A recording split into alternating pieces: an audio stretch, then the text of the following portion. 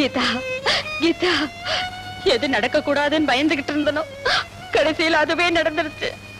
யாரோ சில பேர் தங்களோட சுயநலத்துக்காக செஞ்சிருக்கிற சதிதா அவர் ஜெயிலுக்கு போற நிலைமை ஏற்பட்டிருக்கு. காரணம் என்ன வேணுமானாலும் இருக்கலாம், ஆனா எப்ப அவரை காப்பாத்துறதா என்னோட முதல் வேலை. நீ உணர்ச்சி வசப்பட்டு பேசுற ரோசி. அவர் நிரபராதை நிரூபிக்க தகுந்த காரணங்கள் வேண்டாமா? வேற காரணம் எதை தேடணும்? தன் நண்பர் மனைவிக்கு ஏற்பட்ட விபரீதத்தை வெளியே சொல்லாம பழிய தன் தலைமையில போட்டுக்கிட்ட அந்த உத்தமரா மத்தவங்க உயிரை அழிக்கிற மருந்து தயாரிப்பாரு அப்படின்னு அந்த ஐஜிக்கிட்டே கேக்குறேன். ரோசி, அந்த விவரங்களை நீ வெளிப்படுத்தினா அதனால உனக்கு ஏற்படக்கூடிய அழிவை பத்தி நீ புரிஞ்சுக்காம பேசுற. அண்ணனோட சமாதி மேல என்னுடைய வாழ்க்கையை அமைச்சுக்கிறத விட அவரோட நலனுக்காக என்னையே அழிச்சுக்கிறதா நியாயம். ரோசி ரோசி,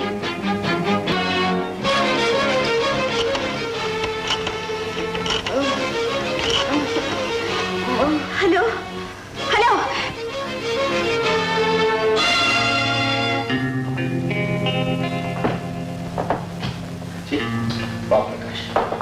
ஏன் சோகமா இருக்க? உன் ஒய்ஃப் ரோசி ரொம்ப சீரியஸா இருக்கிறதுனால கவலைப்படுறியா? ஆமா பிரகாஷ், நான் டாக்டர் சந்திச்சப்போ அவர் என்ன சொன்னார் தெரியுமா? ரோசியோட வயிற்றுல பலமான அடி ஏற்பட்டிருக்கு, ஆபரேஷன் பண்ணித்தான் குழந்தை எடுக்கும் சொல்லிட்டாரு. இல்லைன்னா ரோசியோட உயிருக்கு ஆபத்து ஏற்பட்டுருமா? இதுல யோசிக்கிறதுக்கு என்ன இருக்கு? இந்த மாதிரி பெரிய ஆபரேஷன் எல்லாம் சக்சஸ் பண்ணி காட்டுறவன் தான் நம்ம சக்கரவர்த்தி. சால்ரைட் பிரகாஷ், ஆனா அவன் இப்ப கைதியால இருக்கான். இருக்கட்டுமே, நம்ம அவசர நிலைமையை சொல்லி ஜாமீன்ல விடுதலை பண்ணலாமே. உன்னால முடியாத காரியமா? நோ பிரகாஷ், ஏற்கனவே சக்கரவர்த்தி விஷயத்துல எனக்கு கெட்ட பேர் ஏற்பட்டு என் மனைவியை காப்பாற்றுங்கிறதுக்காக அவனை வெளியில கொண்டு வந்தா ஏதோ என் சுயநலத்துக்காக செஞ்ச காரியம்னு ஊர்ல எல்லாரும் பேசிப்பாங்க. ஆமா, இந்த ஊர்ல சக்கரவர்த்தி விட்டா டாக்டர்களே கிடையாதா? ரஞ்சித், ஊசல் ஆடிக்கிட்டு இருக்கிறது உன் மனைவியுடைய உயிர். அதை காப்பாற்றுற சக்தி சக்கரவர்த்தி கையில தான் இருக்கு. சாரி பிரகாஷ், இந்த விஷயத்துல நான் மேற்கொண்டு எதுவும் பேச விரும்பல. என் மனைவியோட வாழ்வு சாவும் ஆண்டவன் கையில் தான் இருக்கு. ரஞ்சித், எப்படியாவது அவனை ஜாமீன்ல வெளியே வைக்க please. You may go. Please, you may go.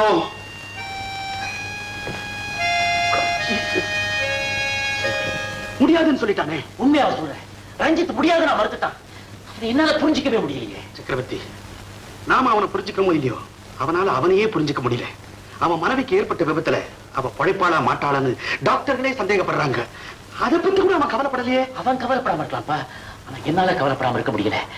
அவன் கூட பிறக்கலையாலும் நம்ம குடும்பத்துல ஒருத்தன். நம்ம அம்மாவை பொறுத்த வரைக்கும் ரோசி தான் நம்ம வீட்டுக்கு மூத்த மருமக.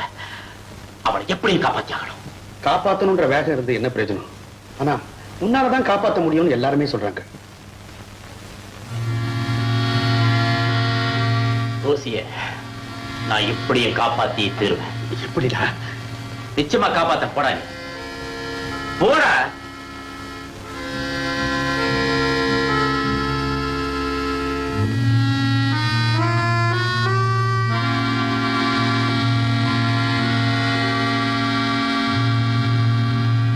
ரஞ்சித், இப்படி மறுபடியும் நீங்க பொறுப்பில்லாம நடந்துக்குவீங்கன்னு நான் கொஞ்சம் கூட எதிர்பார்க்கல.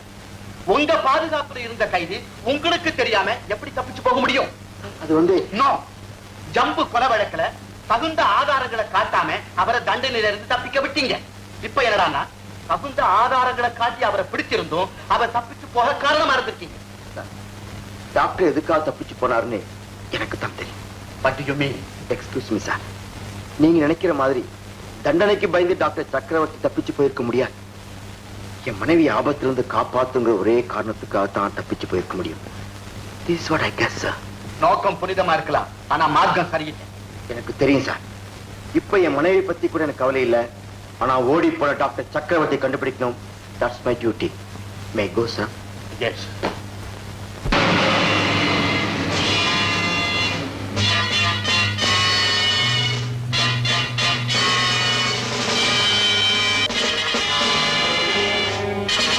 இன்ஸ்பெக்டர்.